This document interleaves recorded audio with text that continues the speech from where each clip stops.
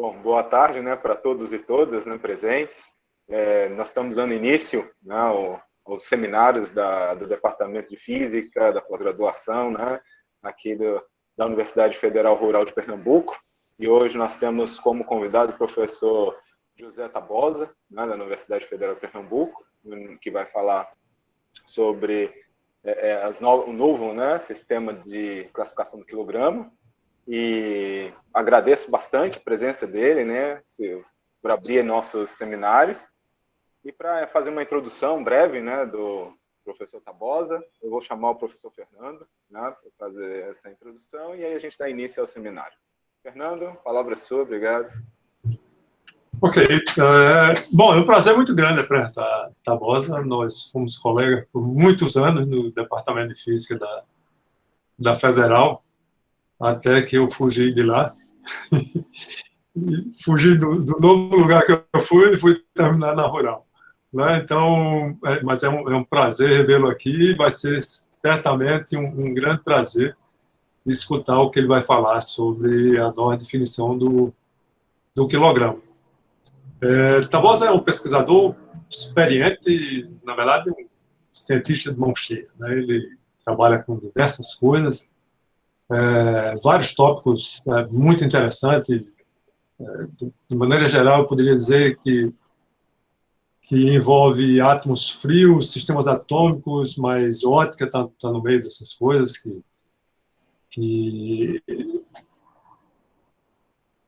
quer dizer, como parte de todos esses sistemas que ele estuda.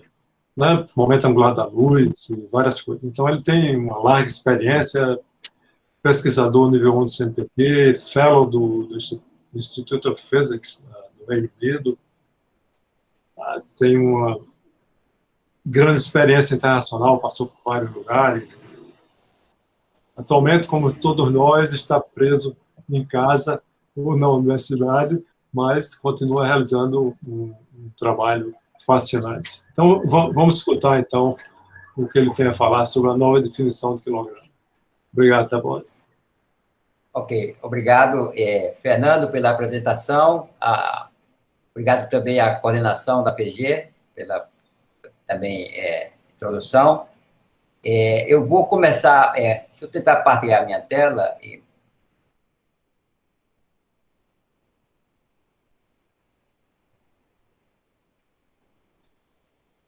Coisa aqui.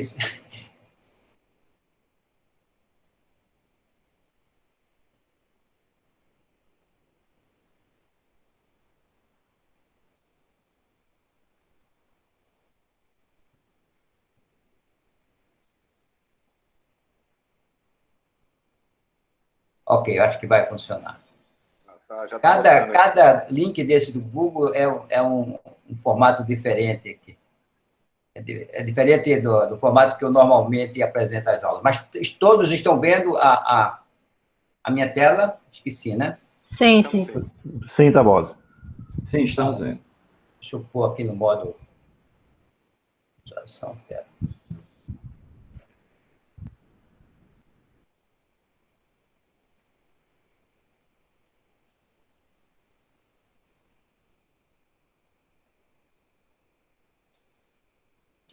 Ok, então, novamente, né, obrigado ao Fernando pela generosa introdução, né, e para mim realmente é um prazer muito grande, né, poder falar aí para o grupo de física de vocês, né. É a primeira vez que eu faço isso e me sinto muito honrado de poder apresentar esse colóquio, principalmente sobre um tema que eu acho que independe da área, né, um tema realmente de interesse geral. E foi, na verdade, isto que me motivou a apresentar esse colóquio. Deixa eu tentar tirar isso aqui. Ops. Que loucura. Fiz uma bobagem aqui, não sei porque eu fiz. O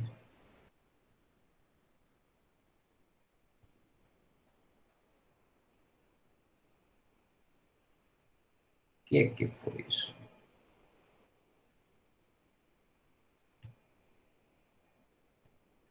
Vou parar e introduzir novamente, só um segundo.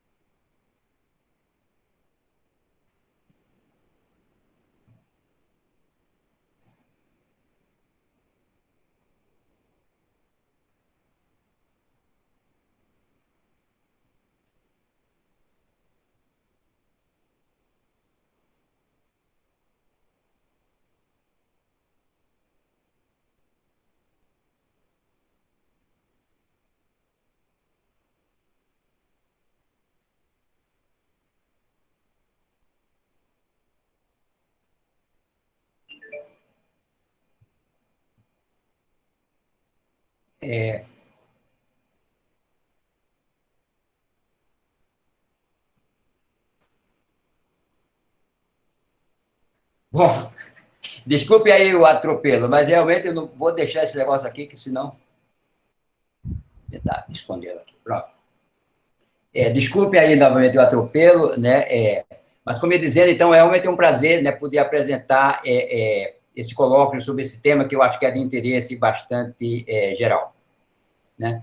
Então, como o título, né, mostra, a motivação desse colóquio foi exatamente, né, a recente, né, bastante recente, nova definição do quilograma, né, que, na verdade, era o único padrão, né, do Sistema Internacional de Unidades, que ainda era, né, até recentemente, definido através de um artefato, né, físico. Né, e, conforme nós vamos ver ao longo desse colóquio, isso não é uma forma, né, conveniente, né, de se ter um padrão de uma determinada grandeza física. Certo?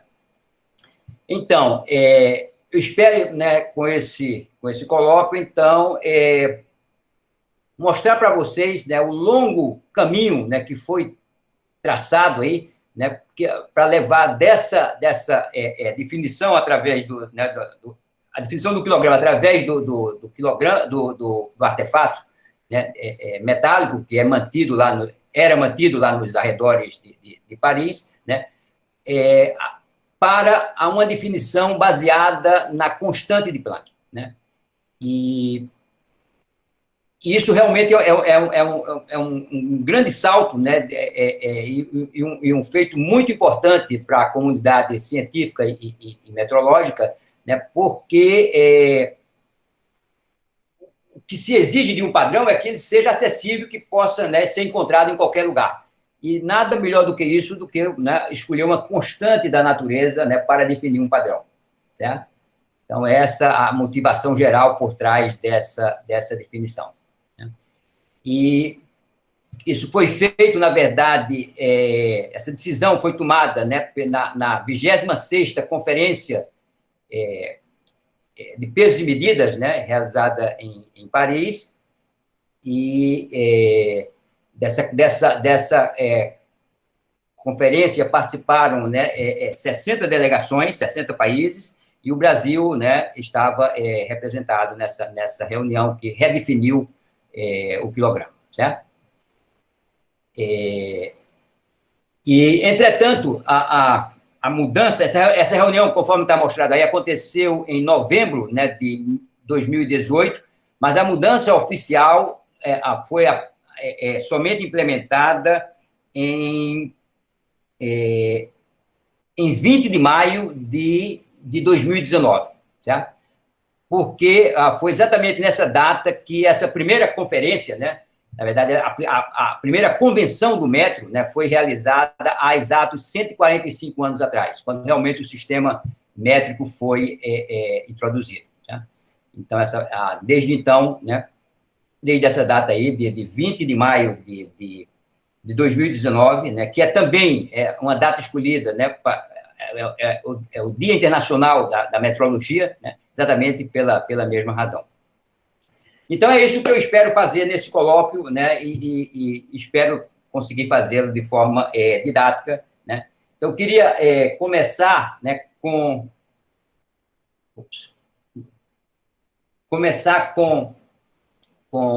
definições, né, bem simples, como essa que está aí, né, o que é medir, certo? E todo estudante de física experimental, né, sabe, quando, né, coloca o primeiro pé lá no laboratório, né, de Física 1, ele aprende que medir uma grandeza, né, é você comparar, né, essa grandeza com uma unidade padrão, certo? Associada àquela grandeza. E medir é simplesmente, né, verificar quantas, né, unidades padrão cabe, né, naquela grandeza que está sendo medida. Certo? Essa definição, embora extremamente simples, né, ela pode não ser simples de ser implementada, certo? E foi exatamente isso o que aconteceu com o quilograma, certo? ou seja, esse tempo, né, que sobreviveu a esse artefato, né, metálico, né, 145 anos, essa mudança não aconteceu antes exatamente porque qualquer definição mais em termos de constantes fundamentais não era possível de implementá-la na prática, certo? E por isso que somente agora isso se tornou possível com o desenvolvimento tecnológico, conforme a gente vai ver ao longo do seminário. Então, uma outra razão, né, de eu preparar esse seminário, de certa forma, é porque nessa redefinição do quilograma, né, nós vamos ver que a física atômica teve um grande papel, certo? E, embora eu não seja, né, um metrologista para estar falando aqui desses temas, mas eu me interessei pelo tema exatamente, né, para entender melhor, né, a contribuição que teve a física atômica nessa nova definição. E aí eu coloco esse artigo que foi publicado no Physics Today em maio de 2020, maio do ano passado, é um artigo fantástico, né, escrito pelo Wolfgang Ketterle e o Alan Jameson, né, o Ketterle, ganhador do Prêmio Nobel de 2001, e é um artigo em que eles realmente apresentam de forma bastante didática, né, e compreensível essa nova definição, né, do quilograma e o papel que teve a física atômica, certo? Também na internet vocês podem encontrar, eu coloquei aí o link do YouTube, né, uma palestra também fantástica do próprio Ketterle, onde ele essencialmente descreve esse artigo, né? E eu tenho, né, não posso deixar de comentar que aqui no Brasil, né, o grupo da USP São Carlos, liderado pelo professor Vanderlei Banhato, né, foi, né, pioneiro nessa área de metrologia científica e em particular, eles têm, né, trabalhos publicados, né, também com motivação didática, né, associada à nova definição aí do quilograma, e eu coloco, então, também uma referência que vocês podem consultar. Então, o roteiro do seminário, né, eu espero não me estender muito, mas eu vou ter que começar realmente fazendo uma introdução um pouco mais geral e tentando, né, redefinir, aliás, tentando descrever, né, as outras unidades de base do Sistema Internacional de Unidades. Por quê? Porque essa compreensão se faz necessária para a gente entender melhor, né, a definição do quilograma, certo? Então, vou fazer uma rápida introdução sobre as unidades do SI. Em particular, vou comentar um pouco mais sobre as medidas de tempo e comprimento e mencionar sobre, né, uma aplicação que eu acho que né, de uso geral hoje em dia, que é o GPS, né, e que tem a ver com essa precisão com que a gente consegue medir as grandezas físicas, certo? E, por fim, então, eu vou então dedicar ao tema do seminário, né, que é a nova definição do quilograma, certo? Então, isso é mais ou menos o roteiro da apresentação. Então, deixe-me começar da antiguidade mesmo, né? Então, o homem, né, ele sempre sentiu a necessidade de medir, certo? Na verdade, sabe-se que o homem aprendeu, né, a medir muito antes de aprender a escrever, né? Ele sempre, né, é uma necessidade básica, né? A primeira é a necessidade de medir. E era bastante natural que, né, as medidas, né, os padrões de medida eram inicialmente associados às dimensões, né, do corpo humano, como o pé, a mão, o braço, etc., né?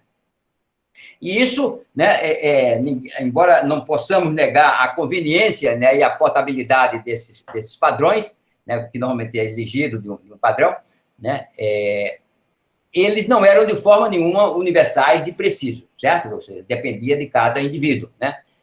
Então, no intuito de, né, isso foi percebido, e no intuito de se reduzir essa arbitrariedade, né, se decidiu, então, atribuir, né, a unidade de comprimento, por exemplo, ao braço do faraó, certo? Ou seja, o cúbit, né, era um padrão de comprimento que era exatamente a medida, né, do braço do faraó, desde o cotovelo até a ponta dos dedos.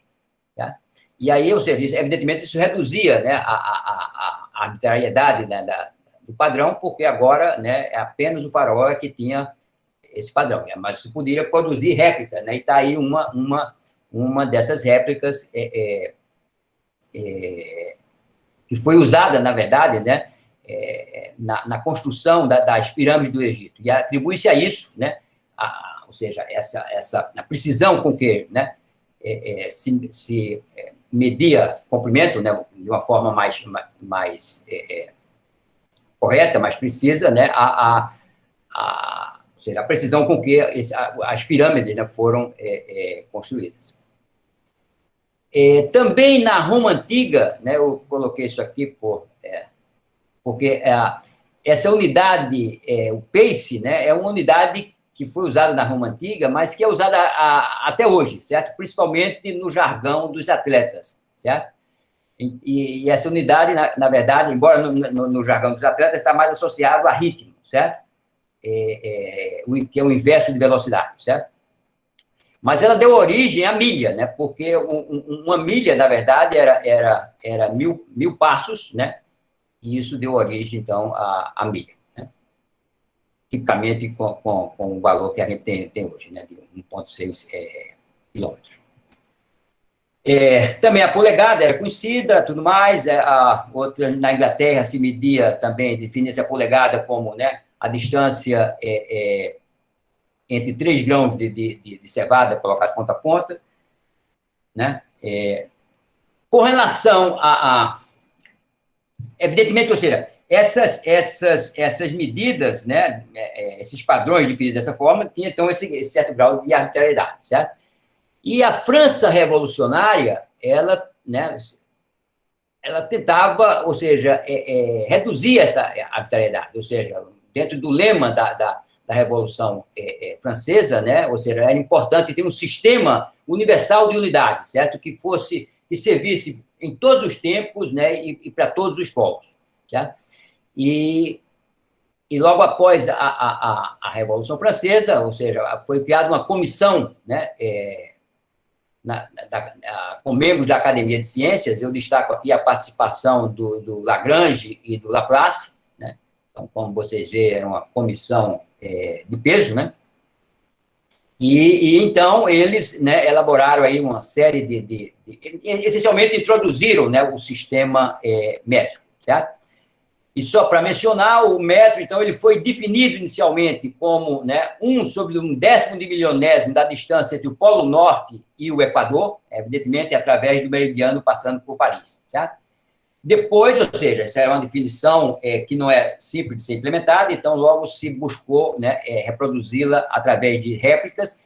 Então logo se buscou, né, o protótipo da barra do metro que está mostrado aqui. Isso aqui já é um protótipo, né, bem mais moderno, já é a barra de platina e irídio.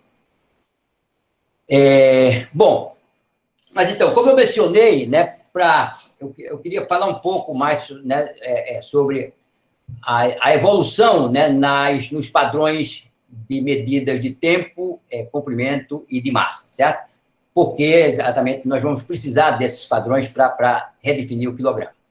Então, só lembrando, né, o quilograma, o segundo, né, ele foi inicialmente definido como, né, essa fração aí do dia solar, ou seja, né, do período de rotação da Terra em torno do seu eixo.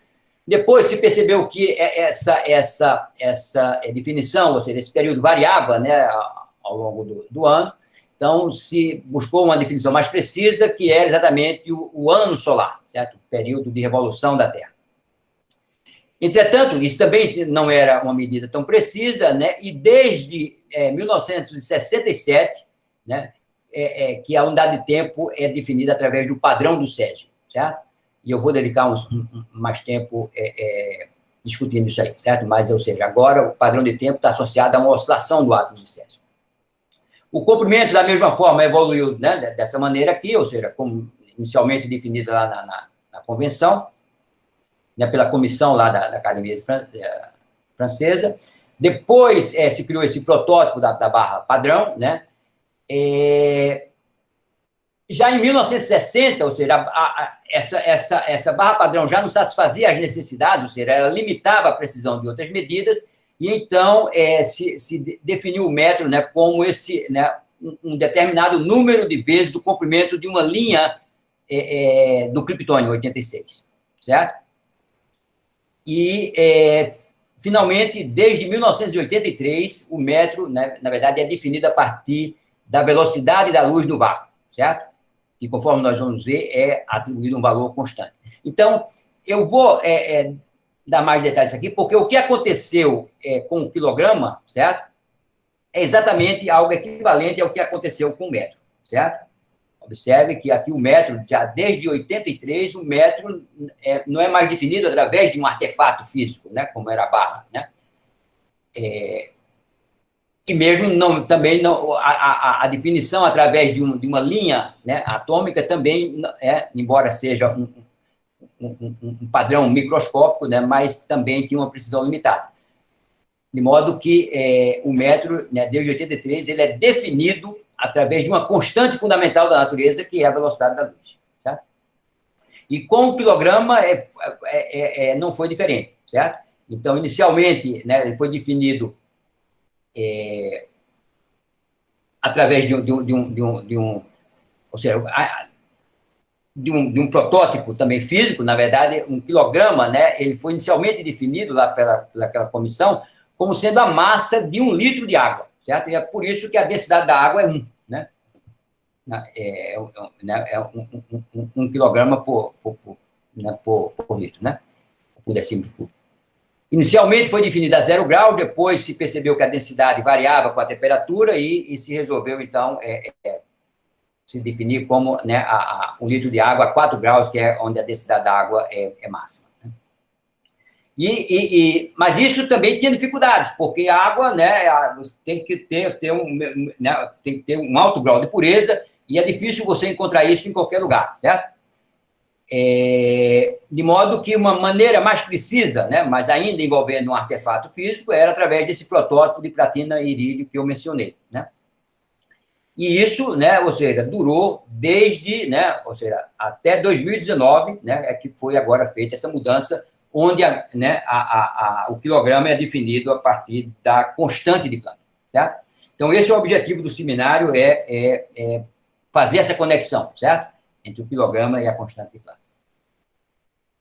Então, só para mencionar, nós temos 7, no Sistema Internacional de Unidades, nós temos 7 unidades de base, né, e 22 unidades que são derivadas dessas unidades, certo?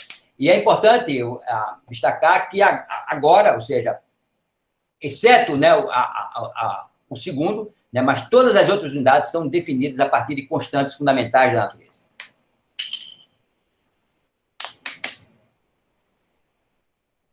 Bom, então deixa eu falar rapidamente sobre a medida de tempo, né? Medir tempo, né, essencialmente você medir o número de vezes, né, que um determinado fenômeno periódico se repete, né? Então, um pêndulo, né? Um pêndulo é um relógio, certo? No sentido de que se você contar o número de oscilações, né, e mostrar, né, esse número acumulado de oscilações, o tempo acumulado de oscilações, você tem, né, uma medida da passagem do tempo, né? Então, isso é um relógio baseado no pêndulo. O problema de um relógio desse tipo, né, é que é difícil você produzir 2 relógios idênticos, certo? Por melhor que seja, né, a sua precisão na confecção desse pêndulo e do relógio, do sistema, é muito difícil, na verdade, é impossível você, né, construir 2 relógios precisamente idênticos, certo? E aí, né, a solução para isso é você buscar, né, um relógio natural, certo? Um oscilador natural, que é o próprio átomo, certo? Então, nesse sentido, o átomo pode ser visto como um pêndulo quântico, né? e que oscila, né, ou seja, oscila com, né, com uma frequência muito bem definida. E dois átomos, né, do mesmo tipo, né, eles vão ter exatamente essa mesma frequência de oscilação, independente de onde eles estejam, certo? Então, essa é a ideia básica, certo? Então, é possível construir, ou seja, a natureza construiu para a gente, né, pêndulos idênticos, né, esses pêndulos quânticos que são os átomos, né? Então, como é que funciona um relógio atômico, né, em essência? Você tem o átomo, aqui no caso são 2 níveis hiperfinos do átomo de césio, né, e você... Esse átomo, então, ele tem uma frequência de transição, ou seja, se você jogar radiação eletromagnética nesse átomo, né, ele vai absorver essa radiação numa frequência muito bem definida, que é essa frequência que está mostrada aqui, certo? No caso do césio, é em torno de 9,2 GHz. Né? Então, você tem como detectar, né, você pode ter um sintetizador de frequência e você detecta quando esse átomo absorveu. Quando ele absorve, você sabe que a frequência que está sendo, né, incidida, que se deu sobre o átomo, é exatamente esse valor. Isso, então, né, você detecta essa informação e realimenta o teu sintetizador de modo que ele trava a frequência, né, nesse valor de zero, certo? E aí, ou seja, agora, então você tem um oscilador, né, perfeito e que opera da mesma forma em qualquer parte, né, do universo, certo? Então, simplesmente agora você repete, né, as outras etapas do relógio. Ou seja, você tem que ter um contador né, e mostrar o tempo acumulado. Então, em essência, né, quase num cartoon, isso um relógio atômico, certo? É assim que ele opera.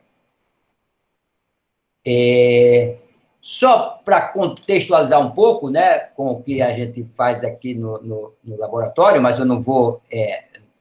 nós não fazemos relógios atômicos, né, mas... Né, a gente usa exatamente essa transição hiperfina do átomo de césio, né, nessa frequência de 9 GHz, né, ponto de GHz, exatamente com outro objetivo. Né? Mas a ideia é a mesma, né, ou seja, a gente mede com bastante precisão essa frequência e a gente usa essa espectroscopia de micro-ondas, na verdade, para cancelar campos magnéticos. Então, esses níveis, eles têm uma estrutura, né, de subníveis Zeeman, né, que quando existe campo magnético, né, esses níveis se deslocam, né, pelo efeito Zeeman, né? E aí você consegue, se você variar a frequência da micro-onda, você consegue ver várias ressonâncias associadas a cada uma dessas transições Zeeman, né? E o nosso objetivo é, na verdade, cancelar o campo. Então, a gente ajusta, né, o campo magnético produzido por outras bobinas, de modo que, naquela região onde o átomo está, você quer que o campo seja nulo. E você consegue fazer isso, né, fazendo com que esses picos, né, eles... tem a separação reduzida até colapsarem num único pico, né, o que lhe garante que o campo magnético é nulo, certo? E isso vai acontecer exatamente também quando essa frequência for exatamente este valor. Certo? Então, não é um relógio atômico, mas apenas para contextualizar um pouco, né, e dizer que a gente, de alguma forma, trabalha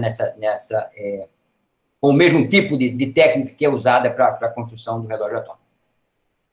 Bom, e está aqui o protótipo, né, do primeiro relógio atômico que foi construído. Na verdade, ele foi construído na Inglaterra, né, em 1955. Aqui são os seus criadores, e é esse bicho grandão aqui, né, porque ele usa uma técnica espectroscópica que é chamada de franjas de Ramsay, né, em que você consegue medir aquela transição, né, da hiperfina do átomo de césio com uma precisão muito maior do que uma simples espectroscopia de absorção.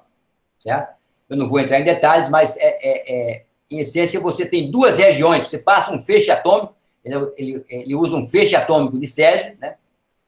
E você passa esse feixe atômico em duas regiões, e se você ajusta, né, a frequência com que você excita os átomos nessa região aqui, entre as duas zonas de Ramsay, certo? Você consegue determinar com muita precisão a frequência que ele vai absorver, tá? E o processo, então, se repete, ou seja, você identifica essa frequência, né, e você, então, tem um sistema de feedback que trava, né, o sintetizador exatamente nessa frequência. Tá? Então, é assim que funciona o relógio de césio. Bom, Observe que isso foi em 55, né? Esse primeiro relógio que tinha uma precisão da ordem de uma parte em 10 a 9. Essa precisão, certo? Ela foi evoluindo aí muito no tempo, e essa figura aqui, né? Esse gráfico azul mostra que realmente teve um salto na precisão da medida do tempo, exatamente, né, entre os anos, metade dos anos 90, né, que foi quando as técnicas de esfriamento de átomos, né, com lasers foram desenvolvidas e aplicadas, certo? Então, ou seja, o fato de você ter átomos frios, né, permite com que você meça a frequência, né, da transição com muito mais precisão, você reduz o efeito do movimento, né, embora a técnica utilizada seja essencialmente a mesma, né. Aqui também você tem duas franjas de Raman, isso aqui eu peguei lá do Nister, né? Só que agora você, ao invés de ter um feixe atômico, né, que propaga com uma velocidade, né, muito grande, tem uma certa dispersão em velocidade, aqui você tem átomos frios e que você consegue jogá-los para cima, certo? E eles passam, então, nessa primeira região de micro-ondas, das franjas de Raman, né? E você não precisa da segunda zona, porque a própria gravidade obriga os átomos a voltar, certo? E aí ele passa a segunda vez, e dessa forma você detecta, né, exatamente qual a frequência da micro-onda que os átomos absorveram. E isso dá uma precisão realmente muito grande. Para vocês terem uma ideia da precisão atual desse tipo de relógio, né, que é chamado também de chafariz atômico, né, ou atômico Fontaine, se você pegar, né, na verdade, 2 relógios, né, desse tipo, certo? Eles atrasariam 1 segundo em 300 milhões de anos. Isso é realmente uma coisa impressionante, né? Então, eles possuem essa altíssima acurácia, na verdade, é o termo que descreve isso aí. Mas isso ainda não define o limite, né, de acurácia que se pode ter, e de precisão também, né? Porque já existem em operação, né, vários laboratórios que estão construindo, na verdade, né, já existem protótipos operando, relógios atômicos óticos, certo? Em que, ao invés de medir uma frequência na faixa de micro-ondas, que é da ordem de 10 a 9, 10 a 10 Hz, né, se mede frequência no domínio óptico, certo? Que é da ordem de 10 a 4, 10 a 5 vezes maior essa frequência. Então, se você consegue medir frequência, né, com alta precisão, com frequência maior, significa que o período da oscilação é menor, né? Quanto menor for o período, maior é a sua precisão no tempo, certo? Na medida do tempo, né? Como você tem uma régua graduada em centímetro ou em milímetro, certo? Então, quanto, né, menor for o período, né, espacial ou temporal, maior é a precisão com que você faz a medida.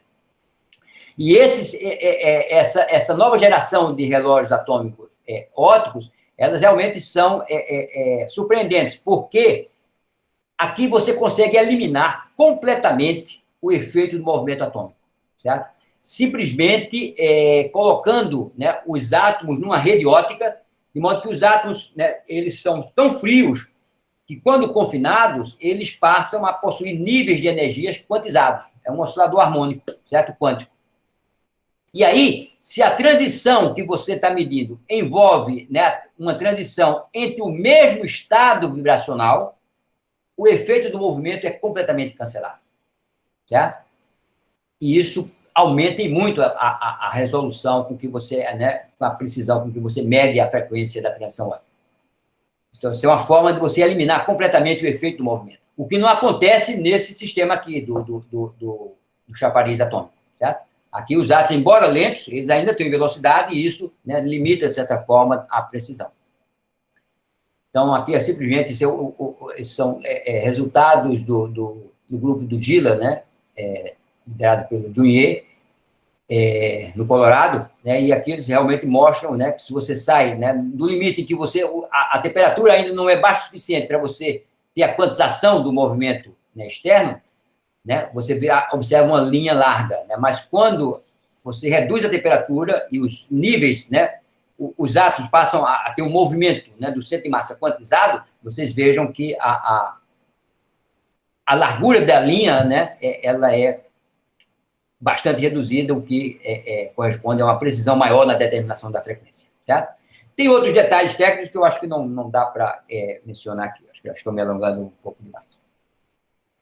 Mas, então, agora eu queria chegar nos aspectos aí, né, que aconteceram de forma, né, semelhante com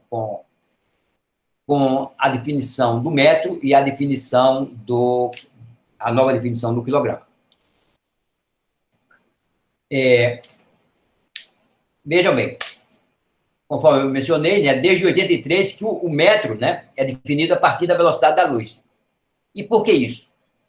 Porque, mesmo com aquela definição mais precisa, né, do metro, em termos do comprimento de onda da linha do criptônio, né, se observava que várias medidas, né, estavam, na verdade, limitadas pela precisão com que você conseguia medir comprimento através do padrão do criptônio. Certo? Então, o que é que se faz nesse ponto? Você precisa de um padrão melhor, né? E é engraçado porque o padrão do criptônio, né, foi em torno da década de 60, ele surgiu mais ou menos quando, né, os primeiros lasers, né, foram produzidos, certo? Foram criados. E, na verdade, se produziam lasers também com comprimentos de ondas estabilizado, frequência estabilizada e, portanto, com a precisão também maior do que se mediria o criptônio, né? Mas, felizmente, a escolha que foi feita para redefinir o padrão de comprimento não foi baseado, novamente, no comprimento de onda de um determinado comprimento de onda, certo? De um átomo ou de um laser. A nova definição foi baseada, então, na velocidade da luz, ou seja, se conhecia a velocidade da luz com uma certa precisão, né, dentro usando os padrões, né, do criptônio, e agora você consegue medir tempo, certo, com uma precisão muito grande, certo, através do relógio atômico. Então, o que é que você faz nesse ponto? Você fixa a velocidade da luz, certo? Fixa a velocidade da luz e você agora passa a definir, usa a constância da velocidade da luz e passa a definir o metro, né, através do tempo. Ou seja, um metro é definido dessa forma aqui. É C vezes ΔT, onde esse ΔT é 1 sobre o inverso da velocidade da luz.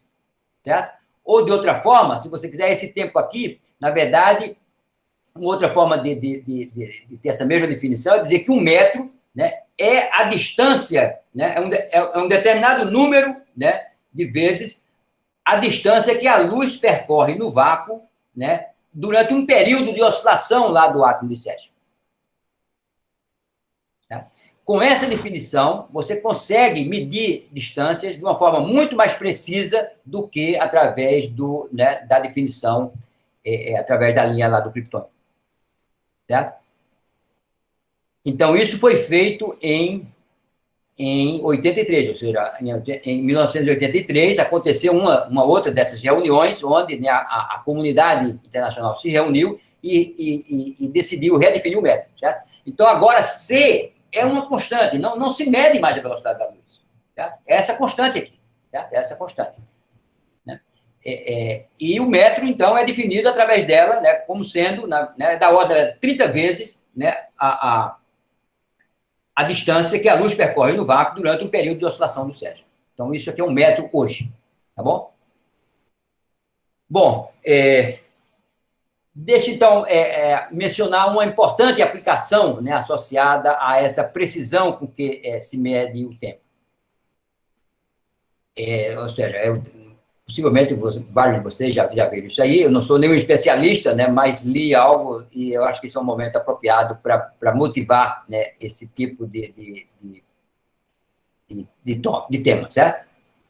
Então, o sistema GPS, né, um sistema fantástico e que opera dessa forma. Você tem um conjunto, no mínimo, de 24 satélites, certo, que orbitam a Terra, né, fazendo 2 revoluções no dia, né? E o sistema está distribuído de tal forma que cada observador aqui na superfície da Terra, né, pode receber o sinal de, no mínimo, 4 satélites, certo? E a ideia é essa, ou seja, esses satélites, eles estão equipados com relógios atômicos, certo? Porque eles precisam, né, medir o tempo com muita precisão. Se um erro na medida do tempo de 1 microsegundo corresponde a um erro, né, de 300 metros de posição, então, né, você precisa de uma precisão muito grande, e somente os relógios atômicos fornecem.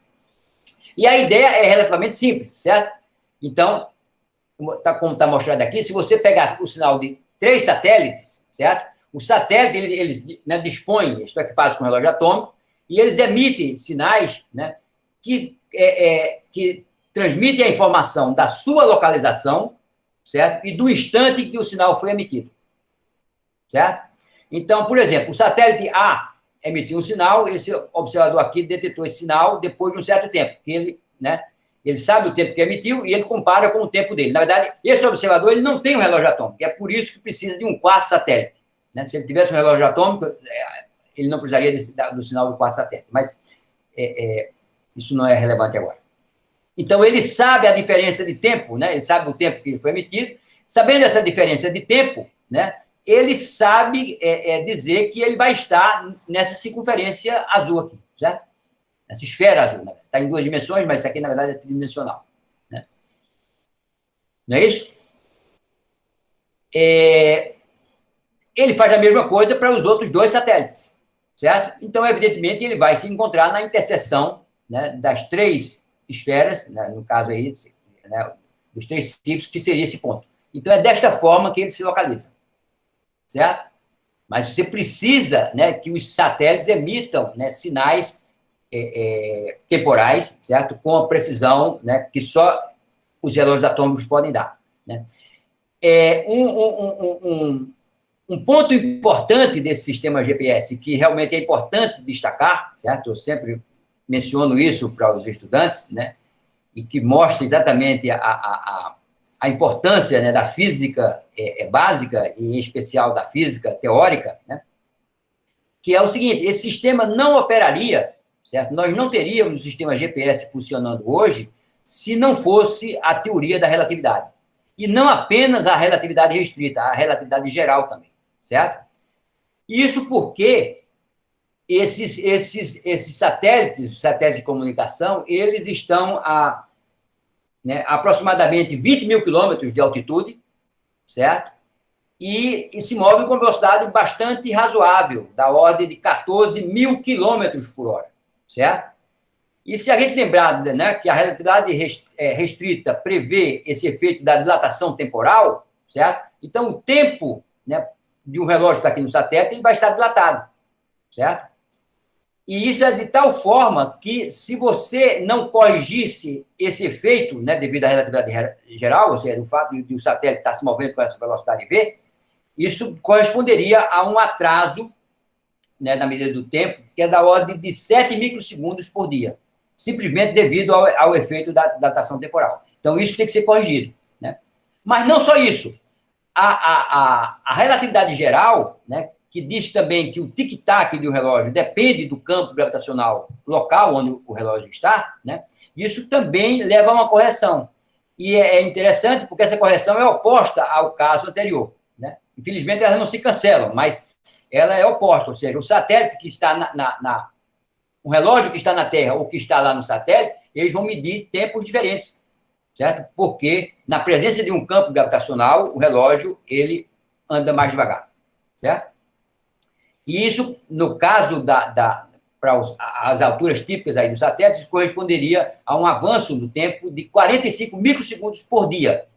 Então, se você fizer a diferença, isso dá uma correção de 38 microsegundos por dia. Se você multiplica isso aqui pela velocidade da luz, certo? Isso dá um erro na posição da ordem de 10 km por dia. Né? E isso inviabilizaria completamente o sistema de localização, né, global. Certo? Então, é impressionante como, né, uma construção, né, teórica, certo? Sem nenhuma perspectiva, digamos, ou nenhuma motivação prática, né, terminou levando a uma aplicação dessa natureza. Né? Então, esse é um exemplo que eu sempre gosto de mencionar para os estudantes. Bom, finalmente chegamos aí na massa, certo? Me alongando um pouco, mas eu vou tentar ir mais rápido. Então,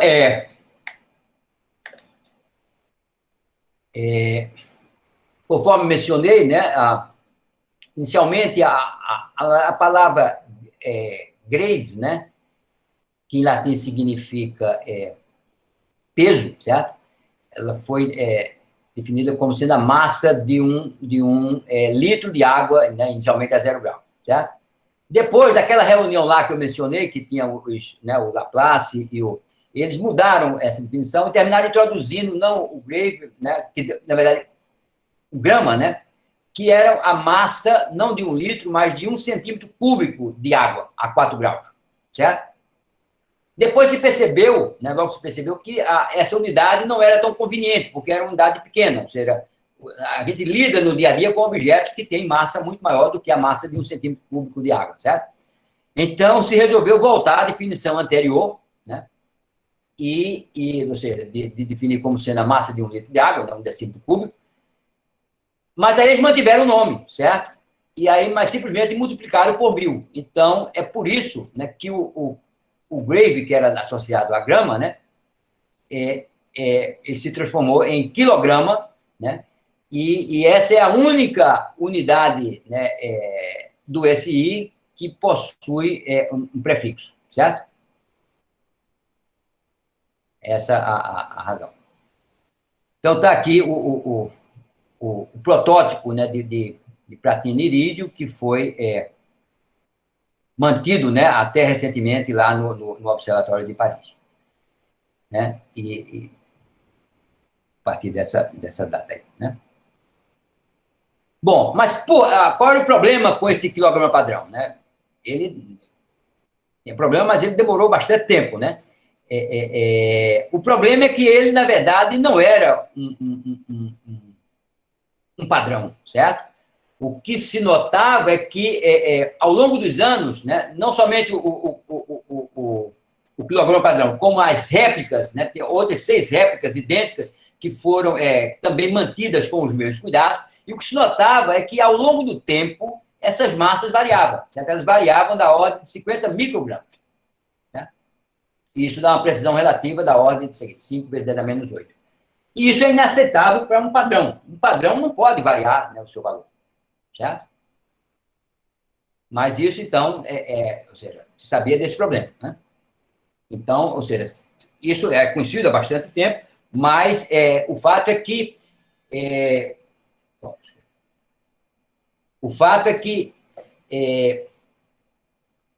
somente, né, conforme mencionei, somente, né, recentemente é que foi possível, né, conectar, né, uma definição microscópica com uma definição macroscópica, certo?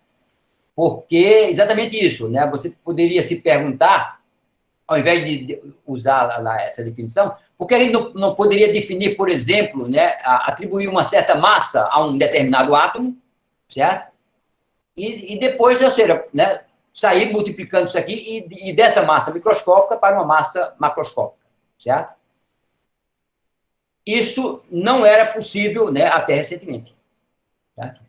Se tornou possível, né, apenas nos últimos anos. E essa é a razão, essa é a razão que esse protótipo quilograma, né, durou, né, sobreviveu por tanto tempo, certo?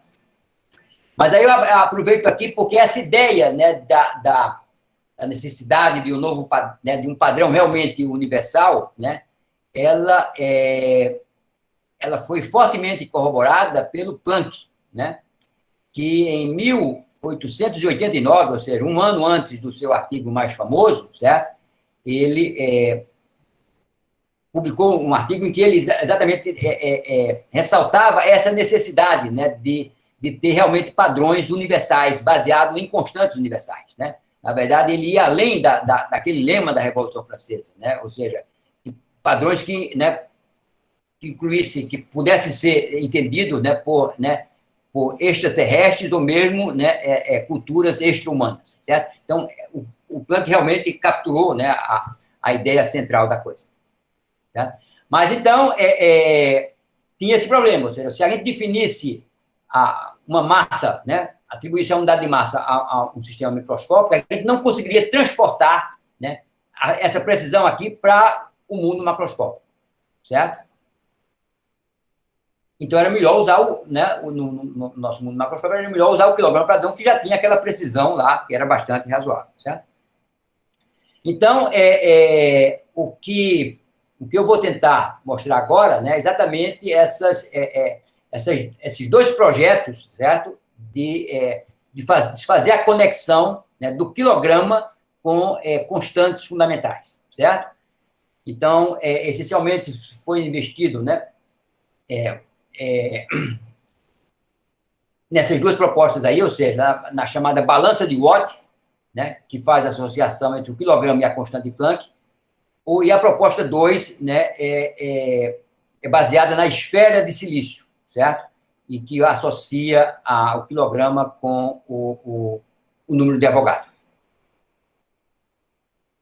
Então, eu vou, na verdade, iniciar pela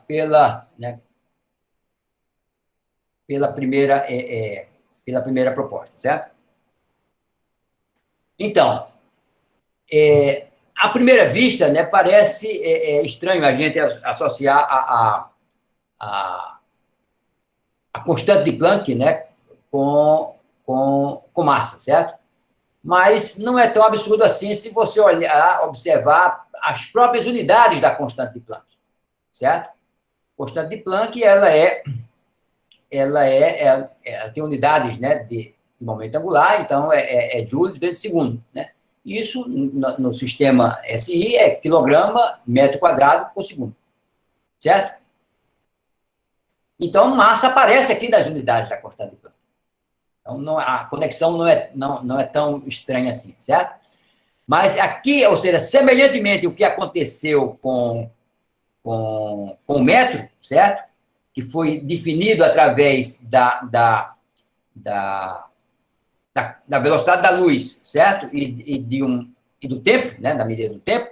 Aqui a gente vai tentar fazer a mesma coisa, é definir o quilograma, certo? Através da constante, a constante de Planck, e da medida de uma frequência, certo? Que está associada à medida do tempo, né? E a conexão, né, entre as duas quantidades surge diretamente dessa relação relativista, certo? Ou seja, a energia relativística, certo, de um sistema, né, com massa relativística M, é mc2, certo? E eu sei que essa energia deve ser igual a Hν, né? Então, esta relação, né, quântica relativística, ela faz a conexão direta, certo, entre a massa e o H, a constante de Planck, certo? Então, se esse Ni, por exemplo, tiver associado àquela transição lá do átomo de césio, certo? A gente vai querer fazer essa conexão com aquela frequência, né, com aquela medida de tempo. Então, a massa do fóton, né, de micro-ondas correspondente seria isso aqui, certo? E aí eu não estou falando vocês podem estar estranhando porque a gente sabe que o fóton, né, tem massa de repouso nula, mas isso aqui não é a massa de repouso, é a massa, né, de uma partícula, né, que tem energia Hν, certo? Relativisticamente, uma partícula que tem energia Hν, ela tem essa massa dada por essa expressão, certo? Bom, então isso é a definição, né, é a definição que conecta, né, massa com a constante de Planck, certo? Através da medida de uma frequência. Só que essa massa assim definida, né, a massa associada a esse fóton de micro-ondas, ela é uma massa extremamente pequena, é esse valor aqui, certo? É um fator da ordem de 10 a menos 40 do quilograma, certo? Então, para você sair dessa massa e ir para o quilograma, você tem que caminhar por 40 décadas, certo? E esse é o problema. Essa foi a dificuldade de implementar, né, essa definição, certo? E o que eu vou mostrar é que é possível, né, com o desenvolvimento, né, não somente da física básica, né, da observação de efeitos quânticos macroscópicos, né, e de toda uma tecnologia, né, que acompanhou isso aí, é possível fazer essa conexão, certo? E a ideia, ou seja, o que está escrito aqui nessa equação, está escrito aqui nessa balança, certo? Então, se você pegar, né, esse número aqui de fótons, né, da ordem de 10 a 40 fótons, certo? E colocar aqui numa cavidade, né, e colocar o seu quilograma do outro lado da balança, a balança vai ficar equilibrada, certo? Porque cada fóton desse aqui vai ter uma massa equivalente, que é esse valor. Só que você precisa, né, desse número aí né, astronômico de fótons, certo? E é isso que eu queria, então, mostrar como isso é feito. É também importante observar, né, que para você conseguir pesar os fótons, certo? Você não pode pegar o fóton em qualquer modo, não pode ser um modo de onda, né, viajante, propaganda. Você tem que colocar, né, a energia, né, da onda eletromagnética dos fótons na balança. Então, você tem que ter modos de ondas estacionárias, certo? Então, resumindo, né, essa a definição, ou seja, resumindo o que a gente viu antes, essa é a definição, né, em cartoon do quilograma, certo? Seria a massa desse número aqui de fótons de frequência do Césio, né, da transição do Césio. Isso é a definição do quilograma, né? Então, como implementar isso aí? É a questão. Bom, então, na verdade, eu falei que a gente tem que contar, né, colocar esse número aqui de fótons, 10 a 40, mas, na verdade, isso não é ainda com medidas realizadas anteriormente, a gente consegue ganhar algumas décadas, né, algumas ordens de grandeza, e não precisa contar 10 a 40, basta contar 10 a 25. E é aí que entra um pouco da contribuição da física atômica, certo? A física atômica, ou seja, as medidas, né, da espectroscopia do hidrogênio, certo? Permite você determinar com bastante precisão a constante de Rydberg, né? A constante de estrutura fina é também conhecida com muita precisão, tá bom? Então, essas medidas espectroscópicas permitem determinar a massa do elétron. Então, você consegue determinar a massa do elétron, certo? A partir de medidas espectroscópicas. Isso permite você ganhar, 10 ordens de grandeza, né? Da massa do elétron, né? Da massa do elétron, você consegue ir para a massa do átomo, certo? Porque a gente sabe que o átomo é composto de elétrons, prótons e nêutrons, né? E prótons e nêutrons têm, né, um próton, né, tem uma massa que é da ordem 2.000 vezes a massa do elétron, certo? E considerando que um átomo, né, típico tem centenas de prótons e nêutrons, certo? Isso dá um fator de 10 a 5. Então, você multiplica, né, conhecida a massa do elétron, certo? Você consegue determinar a massa de um átomo típico, né? Então, você ganhou 10 ordens de grandeza aqui e mais 5 aqui. É isso que eu ia mostrar cá. Ou seja, a nossa definição do quilograma é baseada na frequência do átomo de Césio, certo? É a massa de um fóton que tem essa frequência, usando aquela relação relativística, né? Certo? Então, essa é a definição do quilograma, certo? Em termos da frequência do átomo de Césio. Só que dessa definição, né, você pode calcular a massa do elétron, certo? Usando aquelas medidas espectroscópicas. Então, dá um fator de 10 a 10. Com a massa do elétron, você pode obter a massa do átomo simplesmente porque você conhece a relação entre a massa do próton e do elétron, né? Então, isso dá um fator de 10 a 15, mas da massa do átomo, certo? Para o quilograma, você ainda precisa de 10 a 25, certo? Então, ainda você teria que contar 10 a 25 para sair da massa do átomo para ir para a massa do quilograma, certo? E no fundo, esse é o número, na verdade, que a gente precisa, né? Essa é a dificuldade que a gente precisa vencer, né, para implementar essa definição. Tanto, né, através do método da balança de Watt, quanto através da esfera de silício. Tá?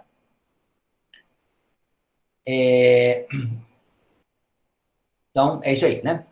Então, vou comentar primeiro a balança de Watt, ou seja, como é que a gente consegue, né, medir, né, fazer contagens dessa ordem aí, 10 a 25, né? Simplesmente medindo uma corrente, né, e medindo voltagem, certo? E depois, finalmente, eu vou mencionar sobre a balança, sobre a esfera de silício. Bom, então, a ideia é a seguinte, é realmente uma balança, certo? Você coloca uma bobina aqui, certo? Uma balança que tem 2 modos de operação, essa balança de Watt. Que, na verdade, ela foi desenvolvida, né, pelo Brian Kimball para medir a constante de Planck, certo? Mas depois ela terminou funcionando né, com o objetivo inverso. Então, você tem uma bobina, e se você aplica um campo magnético quadrupolar nessa bobina, certo? Você produz uma força magnética na bobina, certo? E se esse campo nessa direção, a força, evidentemente, se essa bobina circular, se nessa bobina circula uma corrente I. Então, a força, né, física 3 é, né, ILB, certo? E aí você pode ajustar essa corrente, né, para que ela equilibre a massa que está no outro prato. Tá bom? Então, esse é o chamado modo de força, o modo estático, o modo de força da balança. Então, a força magnética é igual ao peso. Né? Bom, essa mesma balança, ela pode operar em outro modo, que é o chamado modo dinâmico, modo de velocidade, que é um modo em que você retira a massa e agora você vai deslocar essa bobina, certo? Com uma velocidade precisamente conhecida, certo? E aí entram as dificuldades, né, da implementação experimental. Mas é possível, né, usando interferometria óptica, você andar com essa bobina, certo? Fazer com que essa bobina se desloque com uma velocidade perfeitamente determinada. Certo? E aí, se você tem agora essa bobina, certo? Se movendo num campo magnético, você vai ter, né, lei de Faraday, você vai ter a indução de uma tensão, uma força eletromotriz induzida, certo? Que é LBV, certo? Também física 3. Então, você tem né, a igualdade da força e a tensão induzida aqui, né, na bobina. Então, observe que nessas 2 equações aparecem o I, né, e o L, né? Aliás, desculpa, o L e o B. O L e o B aparecem nas 2 relações aqui, certo? E essas são quantidades experimentais que são difíceis de você medir e conhecer com a precisão necessária, né, que você quer para definir a massa, certo? E a ideia do Brian Kimball foi exatamente essa aqui, ou seja, fazendo com que a balança opere nesses 2 modos, você elimina esse produto aqui, LB, certo? Então, se você fizer, né, se você tirar o produto LB daqui e substituir K, você obtém essa relação. U vezes I igual a MGV, certo? U vezes I, né, é uma potência elétrica, certo? Você está medindo uma tensão e uma corrente, certo? Então, isso é uma potência elétrica. E MGV é exatamente a potência mecânica, certo? Então, daí o nome, né, balança de Watt, certo? E o fato é o seguinte, como medir precisamente U e I, certo? Para determinar M, né? Evidentemente, eu tenho que também medir com bastante precisão G e V, certo? Mas, então, essa é a ideia da balança de Watt. Você, através de uma medida de corrente e tensão, você pode determinar a massa, certo? Conhecido G e o V. Bom, e aí que entra, né, a física, a mecânica quântica, novamente, certo? E isso só foi possível, né, mais recentemente, ou seja, através da observação, né, do efeito Josephson, né, que fez, na verdade, né, esse é um trabalho de revisão celebrativo de 50 anos, mas agora já fez 60, né? Foi um trabalho de 62, 1962, em que ele realmente estudou, teoricamente, no seu doutorado, né? Ele considerou essa situação aqui, 2 materiais supercondutores, né, separados por uma fina camada isolante, certo? Então, você tem as funções de onda do estado supercondutor, né, elas vão tunelar, né, através desse material isolante, e você vai ter um acoplamento, né, você vai ter corrente de tunelamento entre essa camada isolante, e esse sistema pode oscilar, né, com uma frequência bem definida, certo? Eu não vou entrar nos detalhes, vocês podem ver isso aí no artigo, mas essa é a ideia básica, certo? Ou seja, esse sistema ele é simplesmente, né, um oscilador sintonizado, né? E você consegue, então, determinar a frequência, né, medindo uma voltagem. Certo? Então, essa é a ideia. Medindo uma voltagem, você determina a frequência. E a gente viu que a gente precisa medir uma voltagem lá na balança de Watt, né? Mas aí você precisa também medir corrente. Como é que se mede corrente? Entra em cena também agora o von Klitzen, né, em que observou o efeito Hall quântico, certo? O quantizado, né? E que é um efeito inesperado, mas, de certa forma, né, a física por trás deles são, né, devido a um problema que o Landau estudou há muito tempo atrás, está associado aos níveis de Landau. Se você tem, né, condução, né, de uma corrente no material bidimensional e você aplica um campo magnético transversal, certo? Então, você gera uma tensão Hall, você pode definir uma resistência Hall. Então, a abordagem clássica dessa situação é muito bem conhecida, né, conta Hall, mas a descrição quântica desse fenômeno, certo? Foi feita pelo Landau, e esse sistema, então, apresenta níveis, né, quantizados de energia, né, e as órbitas, então, são quantizadas, e isso, então, dá origem, né, a uma resistência Hall, né, que é quantizada em termos dessa constante aqui, certo? Ela acontece, né, quantizada, esse I aqui é um inteiro, certo? Então, se você medir essa resistência Hall, você observa esses platôs aqui, que são extremamente robustos, né, a efeitos externos, certo? Mesmo a impurezas do material que você está considerando, né? Esses níveis, né, esses platôs são determinados com uma precisão muito, muito grande. E isso, então, permite você determinar, né, conhecer essa resistência Hall com muita precisão. Certo? E se você sabe medir tensão, né, através da medida de frequência, com muita precisão também, e você, né, tem a medida da resistência, você, né, medindo tensão e resistência, você consegue, né, medir a corrente, certo? Sabendo a tensão e a resistência, você sabe o valor da corrente. Realmente eu não vou dar mais detalhes, até porque eu não sei, certo? Eu não sou nenhum especialista nisso, li sobre esses temas para né, poder falar um pouco mais aqui no seminário. Mas essa é a ideia básica do efeito Hall quântico, certo? Ou seja, você consegue, né, medir com bastante precisão a resistência de um determinado material, certo? Bom, então, voltemos à balança de Watt. O que é que se faz, então? Evidentemente, aquela tensão Josephson é uma tensão muito baixa, certo? Então, na verdade, você não usa apenas uma junção Joseph, você usa, né, milhares de junções em série, certo? Então, N' aqui representa o número de junções que você vai usar. E no modo, né, de força da balança, certo? No modo estático, quando você precisa medir a corrente, você, então, usa uma junção Joseph para medir a tensão e medir a tensão através de um resistor, né, da resistência de von Klitzen, certo? E aí você tem a medida da corrente, certo? Medida da corrente, né, através da medida de uma tensão. Isso aqui, né? E da mesma forma, no caso do modo dinâmico, certo?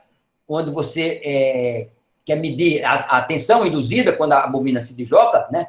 Você também faz da mesma forma, né? Usando a junção Josephson, você mede, né, a tensão através de uma voltagem. Tá? Desculpa, a tensão através de uma frequência, certo? Então, o ponto-chave aqui é isso, né? Você, no fundo, vai medir tensão e corrente, né? E você medir corrente se resume a medir tensão, né? Porque a resistência é bem determinada pelo efeito von Klitzen, né? Então, no fundo, o que você está medindo são duas tensões ou duas frequências diferentes, certo? Pelo efeito Josephson. Então, aquele produto lá, UI, pode ser colocado aqui nesse formato, né? Ou seja, a medida de U e de I se resume à medida de duas frequências, F e F', certo? E, portanto, Se você faz essa igualdade aqui, dessa equação, você tira M em função de H cortado. De H, né? De H. Certo? Tá bem? Então, o que a gente faz agora é o seguinte. Antes a relação era inversa, ou seja, eu media, conhecia a massa e me determinava H através dessa relação. Né? Mas agora a relação vai funcionar, né, no sentido inverso. Né? Eu consigo ter uma precisão tão grande em H que agora eu digo que H é exato. Né? Não se mede mais H. H tem esse valor aqui, e é exato. Certo? E agora a gente usa a balança de Watt, certo? Para definir o quilograma. Certo? Para medir massa. Então, o H tem esse valor e a massa, certo? Que vai estar no outro lado da balança é esse valor aqui. Então, posso medir massa através da medida de H, certo? E de frequência, e de tempo. Que é, né? Essa é a ideia inicial.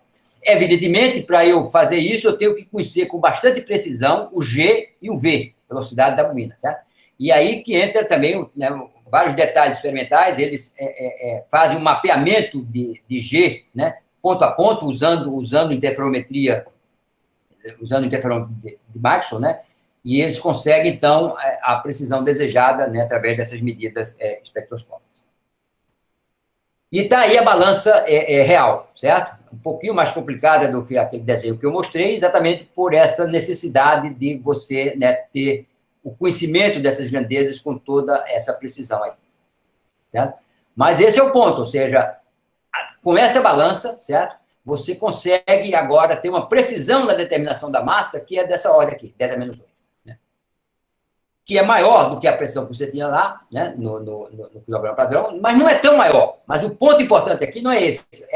O ponto importante é que agora você não tem mais o artefato. Certo? Não tem mais o artefato. E o que é também importante é que agora essa balança ela mede qualquer valor de massa. Certo? Ela mede qualquer valor de massa. Ela mede desde, né, do micrograma ao quilograma, né, a 1 quilo.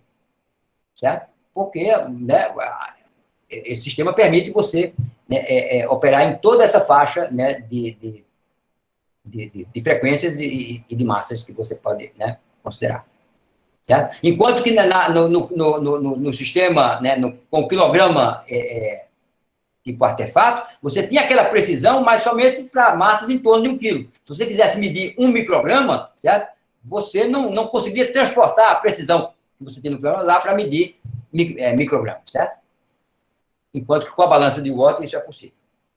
Realmente estou passando o tempo, mas eu prometo terminar em 5 minutos. Só para mencionar o outro método, a outra proposta, certo? É através da esfera de silício. E a ideia aqui é extremamente simples, ou seja, se eu conhecer a massa de um átomo de silício, certo? E se eu conseguir ter um objeto, uma esfera composta exclusivamente de átomos de silício, você tem que ser uma esfera ultra, né, com um altíssimo grau de pureza. Então, se eu conseguir contar o número de átomos de silício que tem na esfera, eu saio da massa do átomo de silício para a massa do quilograma, diretamente, certo? Então, essa é a ideia dessa proposta. Entretanto, isso também não é simples de realizar, porque você tem que saber contar precisamente quantos átomos de silício tem na esfera. E você só sabe fazer isso se você conhecer perfeitamente, né, a densidade, né, da esfera e saber calcular o seu volume, certo? Só para dar uma ideia do que eu estou dizendo aqui, eu acho que esse número representa bem. A produção de uma esfera de silício, certo? Tem da ordem de 10 centímetros de diâmetro, né? Com o grau de pureza exigido, né? E com a esfericidade exigida para que você possa implementar esse método, uma esfera dessa custa da ordem de 3 milhões de dólares. Então, isso é um valor maior do que a balança de Watt, certo?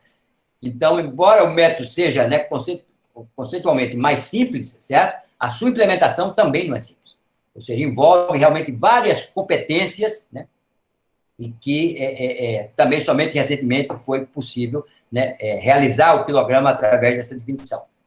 E qual é a ideia? A ideia é extremamente simples, certo? Ou seja, está aqui a célula unitária do silício, ela contém 8 átomos, e o número de Avogadro é simplesmente o volume molar sobre o volume atômico, certo? O volume atômico, né, é exatamente o parâmetro de rede, né, sobre 8. 8 tem a ver com o número de átomos. Então, o número de avogados pode ser escrito dessa forma aqui, certo? Que eu vou transportar essa equação para cá, e aqui está a ideia semelhante ao caso anterior lá da massa, ou seja, você consegue associar a massa da esfera de silício com o número de avogados, certo? Então, na verdade, era assim que se media. Você pode medir o número de avogados dessa forma, medindo a massa da esfera, usando o padrão antigo, né? Mas agora, né, você tem uma precisão tão grande na medida do número de avogados que você fixa o número de avogados, certo? O número de avogados está fixo, né? E agora, você diz que a massa que você está medindo, ou seja, que vai ser a massa de um quilograma, vai ser exatamente isso aqui, né? Ou seja, essa constante, né? Essa constante que está aqui, e a massa do mol sobre o número de avogados é a massa de um átomo de silício. E essa constante é exatamente 2 vezes 10 a 25. Então, é como se você conseguisse medir, né? Contar esse número aqui. Mas, observe, para você ter essa contagem aqui com a precisão necessária, né, você tem que medir com muita precisão o volume V. Então, você tem que saber que aquilo realmente é uma esfera, e que é uma esfera de silício puro, certo? Então, essa é a ideia. Essa é né, conceitualmente é mais simples essa definição do quilograma, certo? Então, é simplesmente esse número, né, 2,15 vezes 10 a 25, vezes a massa de um átomo de silício. Pronto. É assim que se define um quilograma. Né? E os dois métodos é impressionante, mas essas duas formas completamente, né, diferentes são completamente compatíveis, certo? Bom, só para realmente terminar, nessa reunião de 2000, aliás, nessa nova redefinição aí do símbolo de unidades, né, que na verdade foi implementada em 2019, 20 de maio,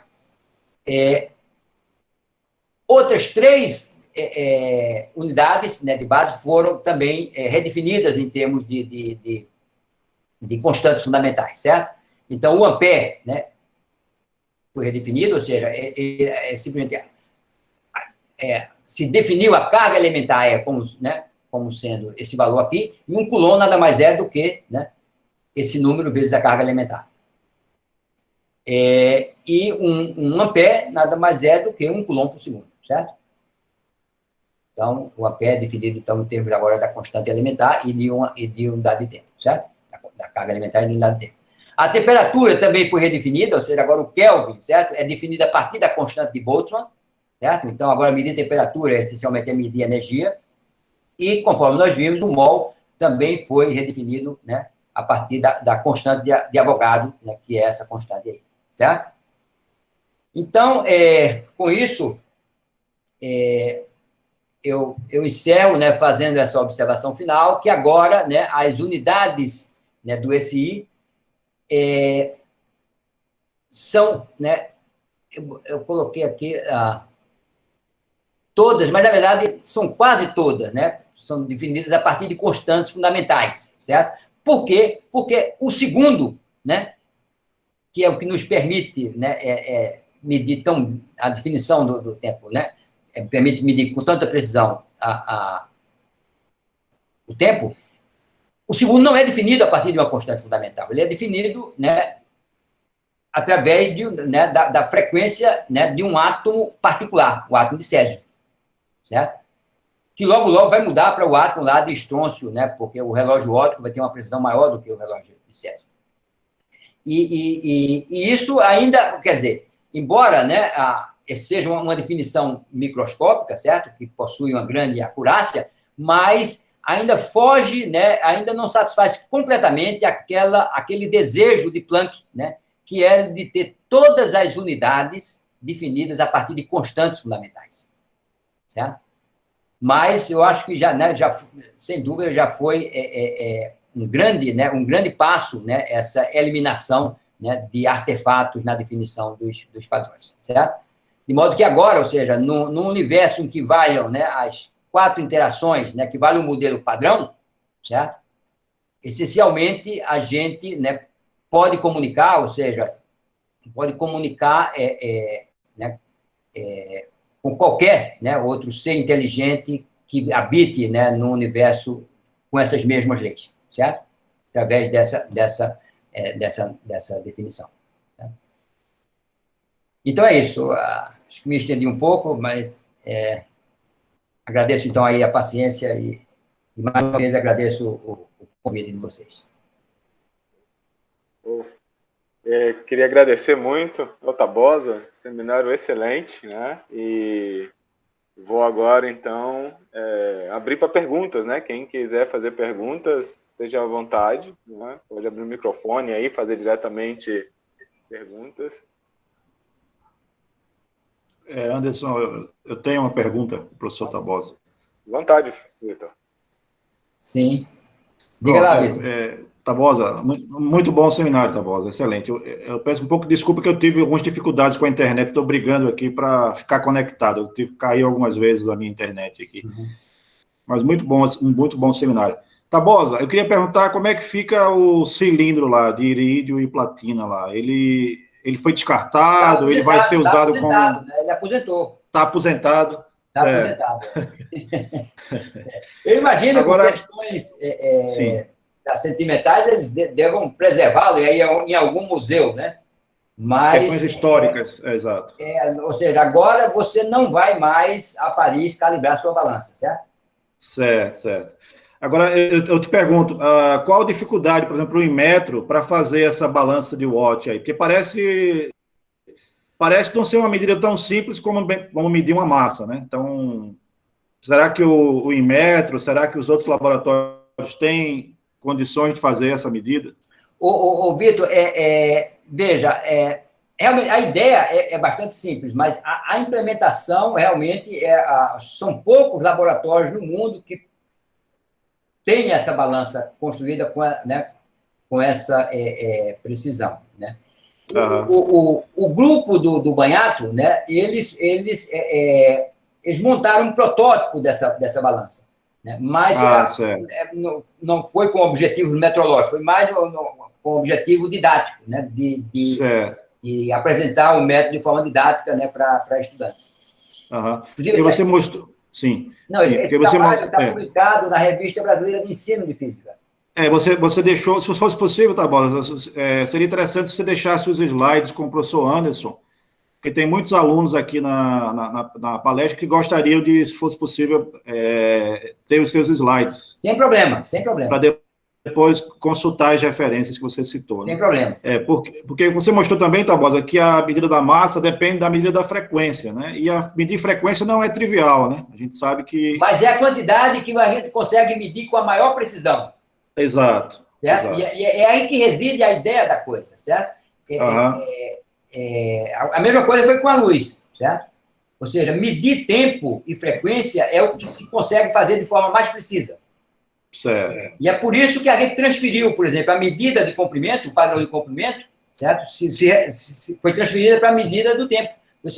Exato. Assumindo que a velocidade da luz é constante, o tempo, como você consegue medir o tempo com muita precisão, então é mais preciso você definir o método como sendo a distância que a luz percorre num certo tempo que você sabe medir com mais precisão. Correto.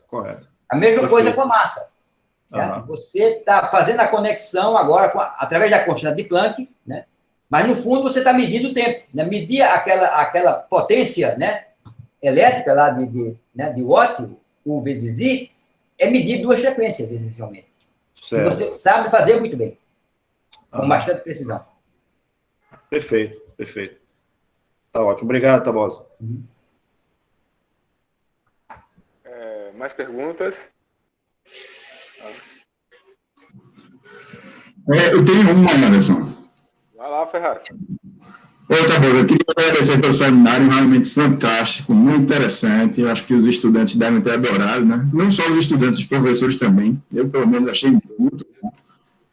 E eu queria saber se existe uma corrida, né, ou uma tentativa, né, de definir o segundo, né, em termos de alguma constante fundamental da natureza. Porque, não sei se eu entendi direito, mas ao que parece, várias outras unidades, né, estão associadas à medida do segundo, né? Exatamente. Que não é associado a uma constante fundamental.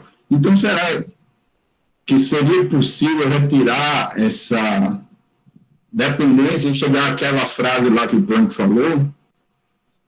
Ferraz, excelente pergunta, muito pertinente e muito boa a sua pergunta. A ideia existe sim, né? Ou seja, né, a unidade de tempo, ou seja, o segundo, ainda é definido com base no sistema composto, né, que é o átomo, certo?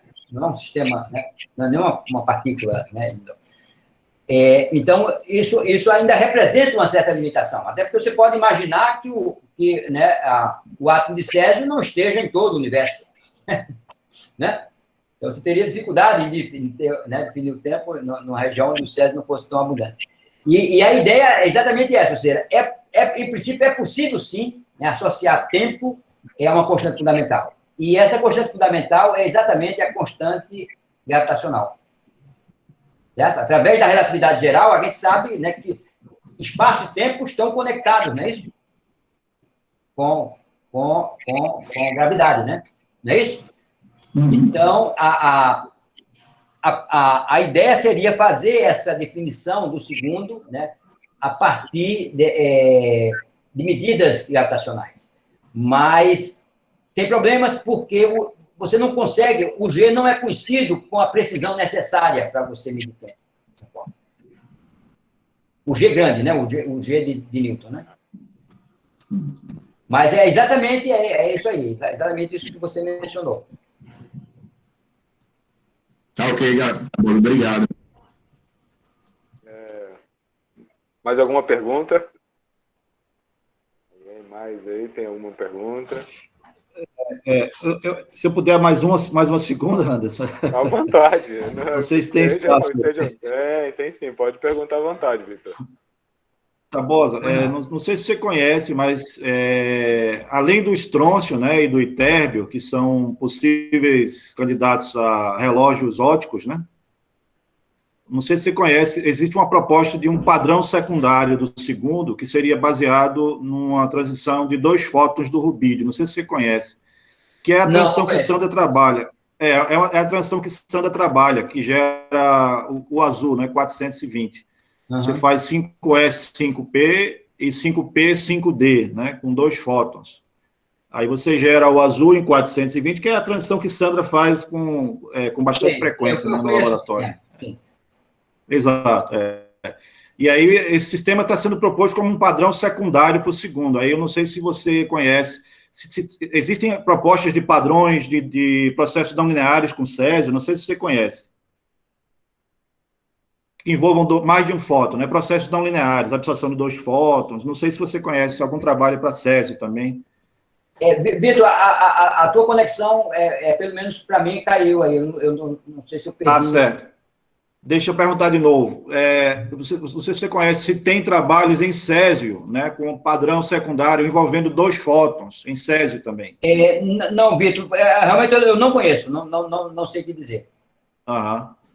Porque o pessoal tem visto como um padrão, como um possível candidato a um padrão secundário do segundo, né, que seria o processo em cascata em rubídio. Eu fiquei na dúvida se teria também em césio, né, mas com relação a esses relógios... Sim. Com relação a esses relógios ópticos, Tabosa, você acha que isso deve entrar quando? Ainda nessa década? Ou está muito longe ainda? Possivelmente esses relógios, né, eles atingiram, né, uma precisão dessa, né, que é bem superior, né, uma precisão e uma acurácia, né, que é bem superior ao relógio em césio. Uhum. E eu não tenho dúvida, eu realmente não consigo estimar, mas eu acredito que, né, em torno de uma década, sim, é possível que o césio também se aposente, né, o relógio de césio também se aposente. Aham. Tá ok, tá ótimo. Obrigado, Tabosa, novamente. Bom, mais alguma pergunta? Se alguém tiver mais alguma pergunta pra gente. Não? Então, vou agradecer, né? Agradecer ao professor Tabosa por um excelente seminário, né? Eu, pessoalmente, adorei, né? Acho que todo mundo gostou muito do seminário. Agradecer esse tempo, agradecer a presença de todos e todas, né? Que estiveram aqui até agora, assistindo nosso seminário. Eu acredito que até amanhã, né, o pessoal que tiver interesse de pegar algumas referências, né, o próprio professor Vitor falou, a gente vai disponibilizando o vídeo da apresentação, então também é um caminho aí para poder bastante aí, né, então o canal do YouTube do programa, você pode entrar na página do programa, lá tem um link para o canal e amanhã eu devo estar disponibilizando a gravação, certo? Então, muito obrigado. E até semana que vem nós continuamos aqui. Tabosa, muito obrigado. Ok, gente. Foi um prazer. Foi um prazer apresentar para você. Obrigado. Tchau, tchau, então. Até mais, tchau. Ok. Tchau, tchau. Até mais. Até mais.